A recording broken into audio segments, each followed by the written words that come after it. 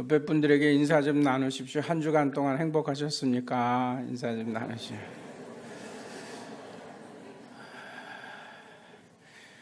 민혁이가 이번 주에 이제 군대를 간다고 조금 전에 소개를 했는데 다시 한 번만 잠깐 일어나 볼래요? 우리 민혁이. 아이고, 언제 저렇게 컸는가 모르겠어요. 키가 몇이에요? 83. 와. 군대 가서 추운 날씨지만 훈련 잘 받고 평생 아마 훈련소에서 성탄절 보낸 거 기억하며 살 것 같아요. 그죠? 잘 마치고 힘내서 훈련 잘 받으러 우리 격려 박수 한번 해주실까요? 그래, 반갑습니다. 앉으세요. 우리 민혁이 군대 보내는 우리 김 집사님하고 우리 강 권사님 얼마나 마음이 뿌듯할까? 왜 웃습니까? 보내놓고 나서 또 한 주간 동안 눈물 흘리면서 울지 모르겠어요. 저도 보내봐서 압니다. 어느 틈엔가 저렇게 장성해서 이제 군에 입대하게 되고 장성한 이제 어른이 돼가는 모습 보니까 뿌듯하기도 하지만 여전히 자녀들은 우리 부모님들의 작은 손가락 같이 늘 기도의 제목이고 또 위에서 기도하는 이제 축복의 삶이기도 하지만 인생이 뭘까 하고 물어본다면 여러분 뭐라고 대답하시겠습니까? 군대만 다녀오면 모든 게 우리 자녀들 걱정 안 해도 될까요? 또 장가 보내야죠. 장가 보내면 끝입니까? 또 자녀 낳아서 또 건강한 가정 꾸미고 취직하고 뭐 정말 여전히 우리 앞에는 기도의 제목들이 될 겁니다.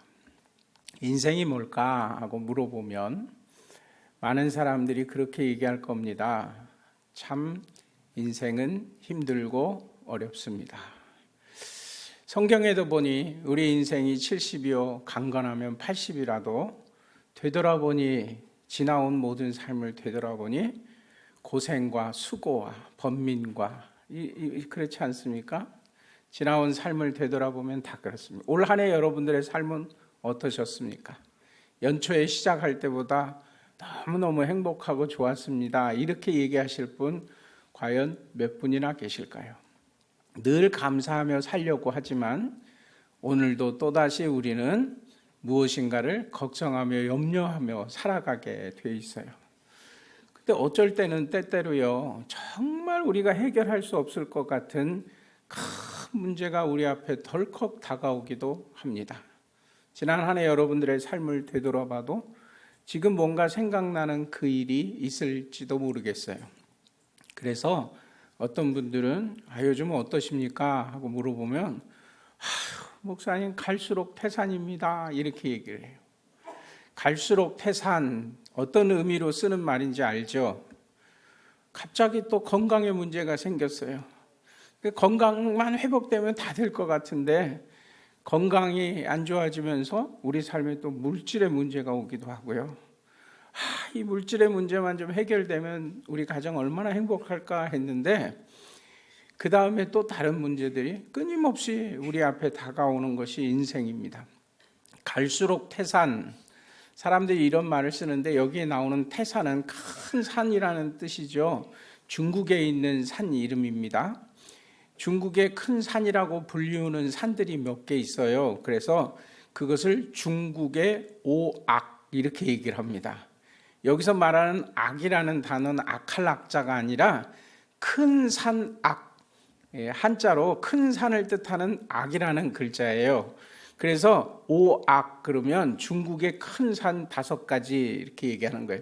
그 중에 우리 속담에 자주 나오는 태산이 있어요.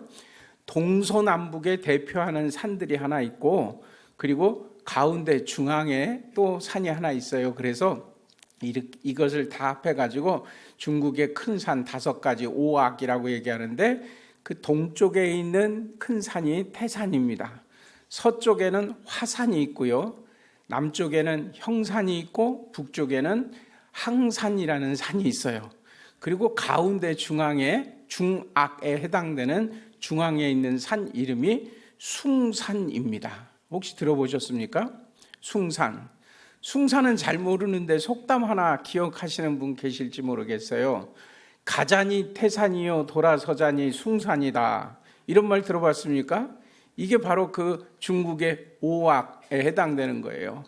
오른쪽으로 보니까 태산 같은 큰 어려움이 우리 앞에 인생에 놓여 있어요. 그래서 태산을 넘을 수가 없어서 뒤로 돌아서서 갈랬더니 뒤에는 숭산이 또 탁 버티고 있다는 거예요. 그래서 사람들이 속담에 하는 말이 가자니 태산이요 돌아서자니 숭산이라 이런 말이 있어요. 우리나라에도 이 큰 산을 뜻하는 악이라는 단어가 들어간 산 이름들이 많이 있습니다. 혹시 생각나는 거 있습니까? 설악산. 이게 무슨 말일까요? 눈 덮인 큰 산. 그래서 설악산이에요. 큰 산이라는 뜻이에요. 눈이 덮인 큰 산. 그래서 설악산. 또 치악산. 예, 치악산. 치악산은 뭘까요? 뭐 이빨 닦는 치약이 이게 아니라 치악산의 치자는요, 꽁치자예요. 꽁치자.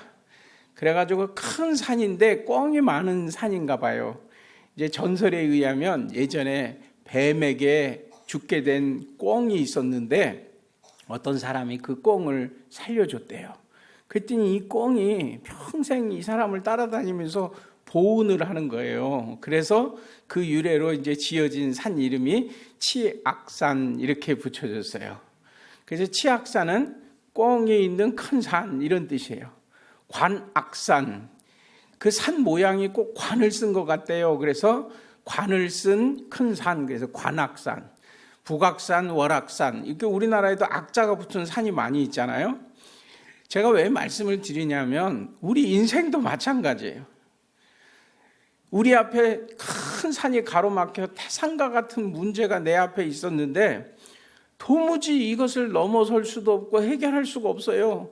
그래서 뒤돌아가려고 그랬더니 뒤에는 또 다른 큰 산이 버티고 있는 게 이게 우리 인생이란 말이에요. 지난 한 해의 여러분들의 삶은 이렇지 않았습니까? 내 앞에는 순탄한 길만 있었습니다. 목사님, 지난 한 해 내 앞에는 어려움 산 같은 문제가 하나도 없었어요. 아니요, 그렇지 않아요. 우리들의 삶 속에는 끊임없이 우리가 넘기 힘든 산들이 또 우리 앞을 가로막혀 있어요. 어디로 가야 될지 모르겠다는 거예요. 가자니 태산이요 돌아서자니 숭산이다. 이게 만약에 인생을 표현한다면 이 말은 다른 말로 표현해 보면 진퇴양난이라는 한자어가 생각이 납니다. 진, 앞으로 나아갈 진, 물러설 퇴. 앞으로 가는 것도 안 되고 그 뒤로 물러설려니 뒤도 막혀 있다는 거예요. 진퇴양난. 모든 것이 꽉꽉 막혀 있는 답답한 인생. 이것을 뜻하는 표현으로 우리 삶에 여러분 살아가다가 진퇴양난과 같은 일을 겪어보지 않으셨어요? 언제나 우리가 어려움을 당하면 그 옆에 피할 길이 착착 나오던가요? 도무지 이 문제를 어떻게 해야 될까? 지금도 이번 한 주간 동안도 진퇴양난이라는 단어가 생각날 만큼 여러분들 앞에 힘들고 어려운 문제가 있었습니까? 그렇다면 왜 우리 인생은 이렇게 진퇴양난과 같을까? 그것은 사람들이 자꾸만 높아지려고 하다 보니까 깊은 계곡이 생기고요. 그래서 산이 막혀 돌아가려고 보니까 앞에는 건너기 힘든 깊은 계곡과 같은 인생의 삶이 우리에게 다가오기도 한다는 것입니다. 하나님의 백성들도 하나님의 은혜 가운데서 늘 행복하게 사는 게 아니라 또다시 죄악의 그 결과로 하나님 앞에 심판을 받고 매를 맞기도 해요. 진퇴양난이라는 단어를 얼마 전에 우리 성도들을 위해서 기도하다가 이 단어가 떠올라서 내 머릿속에서 사라지질 않아요. 하나님, 정말 진퇴양난과 같은 이 상황을 어찌합니까? 해결할 방법이 없습니다. 최근 들어서 저희 교회 어느 권사님 어머님께서 갑자기 뇌출혈로 쓰러지셨다는 소식을 들었어요. 얼마나 놀랐는지, 얼마나 힘들었겠습니까? 권사님, 갑자기 어머님이 쓰러지셔서 뇌출혈로 중환자실에 갔다는 거예요. 생사의 위기가 막 다가왔다는 거예요. 그러니까 저한테 기도 부탁하느라고 이제 연락을 해 주셔가지고 상황이 어떠세요? 하고 이제 물어보는데 지금까지도 우리 성도들 가정에 이런 기도 제목들 많이 있었지만 이번 같은 경우에는 진짜 진퇴양난이라는 단어가 생각이 났어요. 지금 상황이 어떠십니까? 하고 물어보니까 뇌출혈로 이제 긴급하게 이제 실려가셔서 의식이 없으신데 병원에서 치료를 제대로 할 수가 없다는 거예요. 왜 그렇게 어렵습니까? 그랬더니 이 권사님 어머님이 쓰러지시기 전에, 뇌출혈로 쓰러지시기 전에 심장에 이상이 생겨가지고 심장병을 치료하는 가운데 아픈 가운데 있었대요. 심장 판막에 좀 이상이 있었는지. 그러니까 심장이 제대로 뛰지를 않으신 거예요. 그러니까 심장이 이상이 있는 데다가 뇌출혈로 쓰러지셨어요. 그러니까 병원에서 뇌출혈이 됐으니까 뇌에 피가 막 흘러나오는 거 아닙니까? 그래서 그 출혈이 멈춰야 되니까 약을 처방하고 치료를 해야 되는데 어떻게 해야 되냐면 피가 빨리 멈출 수 있는 약을 써야 되는 거예요. 근데 그 약을 쓰면 어떻게 될까요? 심장이 멈춰버리는 거예요. 그러니까 심장이 이상이 있으니까 심장이 잘 뛰게 하는, 팔떡팔떡 뛰게 하는 약을 쓰면 어떻게 될까요? 뇌출혈이 더 심해지는 거예요. 그러니까 이러지도 못하고 저러지도 못하고 의사들도 발만 동동거리면서 이거 어떻게 처방을 해야 되지? 그러니까 여기는 뭐 피가 멈추게 하고 여기는 빨리 뛰게 하고 우리 몸이 그렇게 안 생겼잖아요. 그러니까 얘기 들어보니까 이러지도 못하고 저러지도 못하고 그냥 의사들도 손 놓고 의식이 돌아오기만을 기다리고 있다는 거예요. 그 소식을 듣는데 얼마나 안타까운 마음이 드는지 몰라요. 그런 부모님을 중환자실에 넣어놓고 자녀들의 마음은 어떨까 하는 생각을 해보십시오. 우리가 할 수 있는 방법이 없어요. 사실 가족 중에 누가 아파서 병원에 입원하면 우리가 의사가 아니니까 우리가 할 수 있는 일은 없고 누군가에게 맡겨야 되지만 의사 그리고 병원을 믿고 맡겼는데 병원에서도 어떻게 조치를 취해야 될지 난감하다는 거예요. 그야말로 진퇴양난입니다. 근데 너무너무 고맙게도 우리 교인들도 같이 기도해 주시고 지금 한 두세 주가 지난 다음에 이제 소식 듣기는 의식을 회복하셔서 이제 조금씩 이쪽 저쪽 치료를 시작을 하셔서 이제 일반 병실로 옮기셨대요. 얼마나 감사한지요. 우리 인생이 이렇다는 거예요. 앞으로 가자니 태산이 막혀 있고 돌아가자니 숭산이 있고 자녀들의 문제도 그래요. 예전에 여러분들이 그런 얘기도 한번 들어보셨을 거예요. 어떤 엄마에게 두 아들이 있는데 두 아들이 먹고 살아야 되니까 장사를 시작했는데 한 아들은 우산 장사고 한 아들은 집신 장사예요. 비가 오는 날은 어머니는 우산 장사 아들이 잘 될 거 그 기쁜 일이지만 집신 장사 아들이 오늘 공치겠구나 하니까 엄마는 걱정이 되는 거예요. 비가 오는 날은 우리 집신 장사 아들이 오늘 어떻게 살지? 걱정하는 거예요. 근데 해가 쨍 하고 날이 밝아졌어요. 그럼 어머니는 어떻게 합니까? 야, 집신 장사 아들이 오늘 장사가 잘 되겠구나. 아니요. 우산 장사 아들 때문에 걱정. 이게 우리 인생이더라니까요. 그러니까 우리 앞에 어떤 일이 펼쳐지면 마음이 놓이겠습니까? 2부 예배 끝난 다음에도 우리 집사님 한 분이 목사님 기도 좀 해주세요. 그래서 같이 붙잡고 기도를 하는데 머리가 아프고 막 힘들다는 거예요. 근데 병원에 가도 아무런 이상이 없다는 거예요. 다 검사를 했는데도.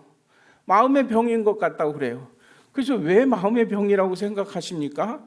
하루하루 사는 게 막 걱정이 된대요. 불안하대요. 두렵대요.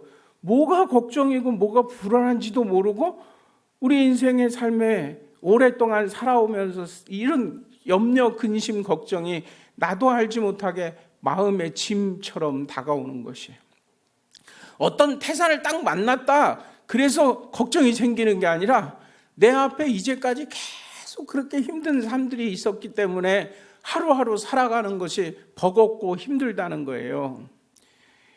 이스라엘 백성들은 이 정도의 어려움이 아니라 정말 헤어나올 수 없을 것 같이 그들이 지은 죄 때문에 하나님께 매를 맞아 이방인에게 포로로 잡혀가고 오랫동안 포로 생활하는 그런 역사를 경험하지 않습니까? 하나님께서 이사야 선지자를 통해서 그 고통 중에 가자니 태산이요 돌아가자니 숭산이다. 진퇴양난과 같은 우리 인생의 여러 가지 고민거리, 근심거리 안에 살아가는 자들에게 오늘 이사야 40장 말씀을 통해서 내 백성에게 이 말씀을 선포하라 하시는데, 그 말씀을 보니까 내 백성을 위로하라, 내 백성을 위로하라 하고 선포하시는 거예요.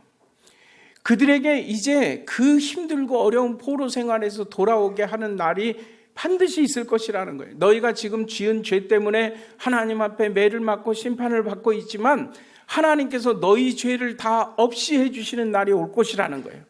그리고 너희들 그 죄값을 치르는 곳에서 건져주시겠다는 거예요. 내 백성을 위로하라. 힘들고 어려운 상황 가운데 처해 있는 그들에게 하나님의 말씀이 선포된 것입니다.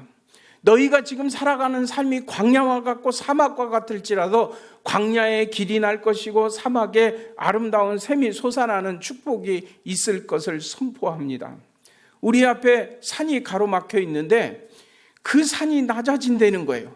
건널 수 없는 깊은 골짜기처럼 파여 있는 것이 있는데 그 삶이 메워져서 평탄하게 그 길을 갈 수 있게 곧은 길을 펼쳐주시는 때가 온다는 것입니다. 이 때가 언제입니까? 바로 이 땅에 평탄케 하기 위해서 오시는 메시아의 오심을 예언하며 선포하는 말씀입니다. 우리 삶에 견디기 힘든 어려운 문제들 틈바구니 속에 있는데 이분만 내 삶에 임하시면, 그분이 바로 임마누엘, 하나님이 우리와 함께 하시겠다고 이 땅에 보내주시겠다 약속하신 메시아가 오시면 그때에 높은 산들, 우리가 넘을 수 없었던 그 산들은 낮아진대요.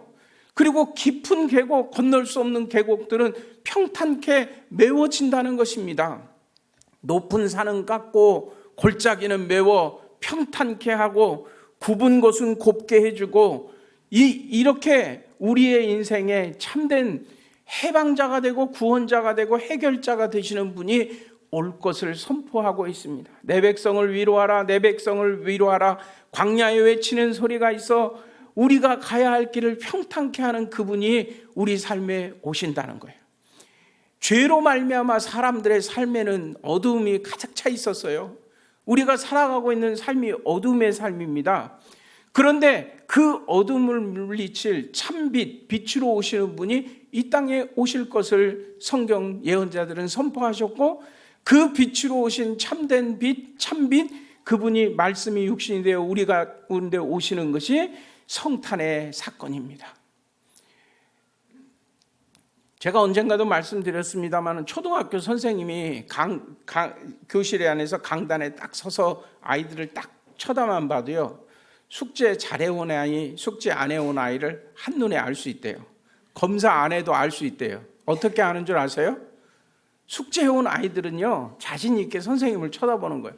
선생님, 저 숙제해 왔는데요, 검사하실래요? 나 좀 시킬래요? 내가 준비해 왔는데요. 눈빛이 벌써 그렇다는 거예요. 근데 숙제 안 해온 애들은 어떨까요? 선생님하고 눈 마주칠까봐, 나 시킬까봐, 나 검사할까봐 벌써 딱 강단에 서면 숙제해온 놈, 안 해온 놈 한눈에 보인다는 거예요. 근데 놀랍게도 그 자리에 앉아있는 아이들은 몰라요. 선생님이 뭐 다 아는 눈빛으로 날 보고 있는지 몰라요.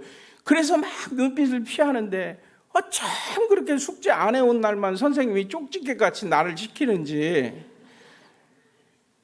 제가 지금 교실에 선생님 앞에 앉아있는 학생들 얘기하는 게 아니라 하나님 앞에 살아가는 우리 인생이 그렇다는 거예요. 주님 전에 나와도요, 오늘 예배드리는 똑같은 자리에 앉아 있어도 주님 만나는 게 너무너무 행복하고 기쁜 사람이 있어요. 그런데 지난 한 해 주님의 말씀에 불순종하고 주님 싫어하는 삶 살고 말씀을 떠나는 삶을 살고 세상의 욕심과 탐욕 가운데 한 주간 살았고, 주님께서 염려하지 말라, 내가 너에게 평안을 준다 하신 약속이 있는데 그걸 믿지 못하고 무엇을 먹을까 무엇을 입을까 한 주간 동안 고민하다가 살다가 이 자리에 온 사람들은 주님 만나는 이 시간이 주님 만나는 기쁨이 없어요. 여전히 내 인생은 힘들고 어렵고 내 앞에 놓인 태산만 생각이 나는데 어찌합니까? 그런데 오늘 말씀이 이렇게 힘든 인생을 지난 한 해 동안도 살아온 여러분들에게 이렇게 말씀하시는 거예요. 내가 높은 산은 낮춰줄게. 너희 앞에 너희가 도저히 해결할 수 없는 진퇴양난이라고 하는 문제가 있는데 그거 너희가 그냥 폴짝 뛰어넘을 수 있게 낮춰줄게. 건널 수 없는 깊은 계곡과 같은 힘든 일이 우리 인생에 있는데 그게 자녀들의 문제이기도 하고 물질의 문제이기도 하고 이제 퇴직을 앞둔 내 미래의 인생일 수도 있어요. 얼마나 무거운 짐처럼 내 삶을 짓누르고 어렵게 하는데 하나님께서 오늘 이 말씀을 통해서 그 깊은 계곡과 같이 건너기 힘든 거를 메워주신다는 거예요. 평탄케 하신다는 거예요. 우리 주님께서 오시는 그것입니다. 잘 보세요. 거친 파도가 치고 그 물결이 나를 집어삼킬 듯이 막 덤빕니다. 두려워 떨고 있는 제자들에게 주님께서 그곳에 함께 임하실 때 이렇게 얘기하는 거예요. 파도야 잠잠하라. 말씀 한마디에 그 거친 파도가 잔잔케 됐어요. 여러분들의 지금 사업의 문제, 물질의 문제, 자녀들의 문제, 거친 파도처럼 나를 집어삼키려고 다가옵니까? 주님 나와 함께 하셔서 그 주님께서 잠잠하라 말씀하시면 그 모든 인생의 파도처럼 다가오는 문제들이 잠잠하여 주는 축복이 있을 것이다. 이게 오늘 주님께서 선포하시는 말씀입니다. 그분을 우리는 기다리시자는 거예요. 우리가 해결할 수 없어요. 그야말로 진퇴양난입니다. 이렇게 하자니 여기가 문제고 여기 이렇게 하자니 이렇게 문제고 이런 해결할 수 없는 문제들 앞에 주님께서 우리와 함께 임하시면 높은 것은 낮추고 골짜기는 메우고 굽은 곳은 곧게 펴주시고 병든 자에게 다가가 위로하시고 치료하시고 실타래처럼 막 꼬여있는 문제들이 있는데 어디서부터 어떻게 풀어야 될지 모르는 내 인생의 문제 술술술술 풀리게 주님께서 해주신다는 거예요. 막힌 것은 뻥 뚫어주시고 슬픈 자에게는 다가가 위로의 영을 더해주시고 아파하는 자들은 보듬어 주시는 그분이 이 땅에 오신다는 거예요. 예수님께서 이 땅에 오셔서 보여주신 삶이 그것입니다. 그분은 참된 빛으로 오셨어요. 그 어둠이 물러가고 우리가 그 빛을 영접하는 축복의 자리에 나아가게 되는 성탄을 기다리자는 것입니다. 그런데 놀랍게도 요한복음 1장에는 참빛 되시는 그분이 이 땅에 오셨는데 세상이 그분을 영접지 못했대요. 왠 줄 아세요? 그 빛이 두려운 거예요. 빛이 비춰지면 나의 모든 것이 드러날까 봐 선생님하고 눈 마주치면 내가 숙제 안 한 게 들통날까 봐 눈을 못 맞추는 것 같이 자꾸만 사람들은 어두움으로 들어가는 거예요. 여러분 깜깜한 곳에서 예를 들어서 바퀴벌레가 막 지세상인 것처럼 막 다니다가 갑자기 불이 탁 켜지면 어떻게 하던가요? 그 바퀴벌레는 어떻게 하던가요? 순식간에 그 빛을 피해서 어두운 구석이 어디 있나 손살같이 어두운 데로 들어가잖아요. 요한복음 1장에 빛으로 오신 예수님을 영접하지 못한 사람들의 모습이 이래요. 자기의 부끄러운 모습 드러날까 봐 그 빛을 도리어 영접하지 못하고 거부하고 십자가에 못 박는 거예요. 참빛 되시는 그분이 오셨으나 세상이 영접지 못했더라. 그러나 영접하는 자 곧 그 이름을 믿는 자들에게는 하나님의 자녀가 되는 권세를 주셨으니 하나님의 자녀가 되는 권세를 주신 그 평탄케 하시는 이가 우리에게 임하시는 것을 성경은 임마누엘이라고 얘기합니다. 그런데 그분은 평탄케 하기 위해서 오신 분이에요. 그래서 그분의 오심부터 우리가 생각하는 것과는 다릅니다. 높은 보좌, 하나님의 아들 보좌, 이 모든 걸 다 버리고 이 땅에 오신 그분은 가장 낮고 천한 말구 위에 오셨어요. 왜? 세상을 평탄케 하기 위해서. 높은 곳은 낮추고 수렁에 빠진 우리를 건져주시기 위해 주님께서 친히 낮은 곳으로 임하셨다는 거예요. 예수님 가시는 곳은 잘 먹고 잘 살고 막 사람들이 막 좋다 하고 움켜쥐고 있는 그곳에 간 것이 아니라 사람들에게 소외받고 버림받고 나그네 그리고 세리와 사람들에게 손가락 받는 죄인들과 함께 가서 상을 먹고 그들을 위해서 참된 해방을 선포하시지 않습니까? 이게 바로 이 땅에 평탄케 하기 위해서 오신 주님의 모습입니다. 죄악에 가득한 사람들의 삶, 탐욕과 욕심의 삶은 점점 높은 곳은 높고 낮은 것은 낮게 점점 세상을 이렇게 만들어요. 평탄하지 않은 세상을 만들어 간다는 거예요. 조그만 손에 힘이 있으면 그 힘을 가지고 악을 행하고 더 많은 것을 움켜잡으려고 하는 사람들의 탐욕과 욕심은 점점 우리 인생을 높은 태산 깊은 골짜기로 만들어 간다는 거죠. 얼마 전 발표된 자료를 보니까요, 집 없는 사람들이 우리나라에 집 없는 가구 수가 한 900만 가구 수 정도 되더라고요. 그래서 집을 가진 주택을 소유한 가구 수는 1100 정도 돼요. 그러니까 50% 조금 절반보다 조금 많은 분이 집을 가지고 있고 절반에 조금 못 미치는 분들이 집이 없어요. 그래서 서울 같은 경우에는 더 심해요. 집 없는 사람들 숫자가 집 있는 사람들보다 더 많아요. 근데 지난 한 해 동안만 51만 가구 주택을 더 공급을 했다는 거예요. 2018년에. 그러니까 51만 정도 집을 더 지어가지고 집을 만들었는데도 51만 명이 주택이 없는 사람이 없어져야 되잖아요. 근데 그러지가 않고 집 없는 사람이 7만 가구가 더 늘었대요. 왜 그런 줄 아세요? 집은 많이 지었지만 가진 사람은 더 많이 가지고 없는 사람은 더 없어지는 거예요. 집값이 너무 비싸지니까. 집값이 왜 그렇게 비싸지는 줄 아세요? 가진 사람들이 너무 많이 가져서.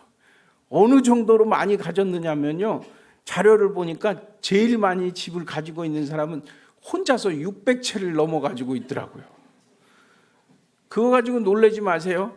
우리나라 집 많이 가지고 있는 사람 1위부터 10위까지를 합하니까 그 10사람이 가지고 있는 집이 5,000채가 더 넘어요. 그러니까 가지고 있는 사람들은 더 많은 집을 가지고 또 더 많이 가지고, 그러다 보니까 집이 없는 사람이 없어요.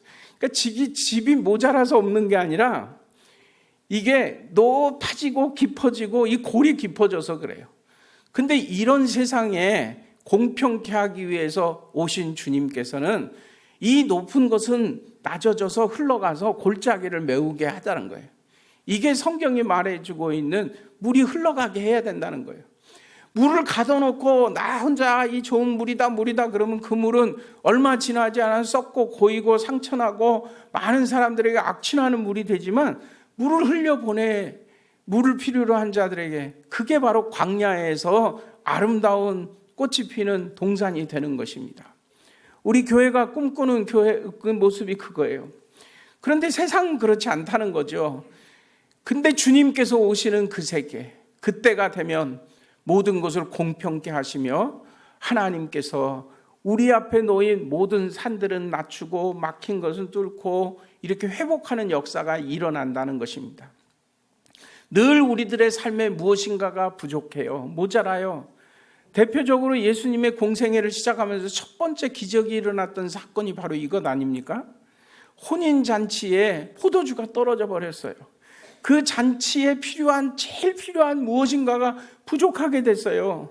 얼마나 난감한 일인지 모르는데 그곳에 주님께서 함께 계시니까 물이 변하여 포도주가 되는 기적으로 그 모든 것들을 이루어 주시더라는 거예요. 오늘 여러분들 앞에 태산처럼 가로막힌 높은 산이 있습니까? 우리 주님께서는 어느 날 그 어려운 자리에서 뿅 하고 우리를 다른 곳으로 옮겨 놓는 것이 아니라 우리가 있는 그곳이 광야와 같았는데 그곳에 길이 난다는 거예요. 사막에서 아주 푸른 초장으로 우리를 옮겨주시는 게 아니라 지금 여전히 사막에 살고 있는 것 같지만 내 삶에 주님이 임하시는 순간 그 사막이 아름다운 백합화 동산이 된다는 그 축복을 우리에게 보여주고 있다는 것입니다. 여러분들의 삶의 현장에 앞에 태산이 막혀있고 뒤에 깊은 골짜기가 있습니까? 그 문제를 주님 앞에 가지고 나올 때 우리 주님께서는 높은 산은 낮추고 골짜기는 메우고 여러분들의 인생에 꼬여있는 것이 있으면 모든 것을 굳게 펴주고 막힌 것이 있으면 뚫어주시고 부족한 것이 있으면 채워주시고 거칠어 나를 집어삼키려고 오는 것이 있으면 잠잠케 해주시고 슬퍼하는 자들에게 위로의 영을 더하여 주시는 그분이 우리 삶에 와야겠다는 것입니다. 개인들의 삶뿐만 아니라 우리 나라를 생각해 봐도 그렇지 않습니까? 우리나라가 그야말로 진퇴양난과 같은 어려움, 정치적인 상황에 지금 놓여 있는 건 너무나 잘 알지 않습니까? 우리가 무엇인가를 어려움을 겪어서가 아니라 옆에 있는 나라들 때문에 우리가 중간에 껴갖고 너무 힘들지 않습니까? 북중 관계 어려워지는 게 왜 우리한테 이렇게 힘든지 모르겠어요. 그리고 한일 관계, 남북 관계, 주변의 모든 정세들을 보면 이거 도대체 어디서부터 어떻게 풀어야 될지 알지 못하겠잖아요. 우리 민족에게 이제 이 위로를 선포하시겠다 약속하신 주님의 말씀의 응답이 있어야 합니다. 평탄케 하시고 모든 것을 문제를 해결하시는 그분.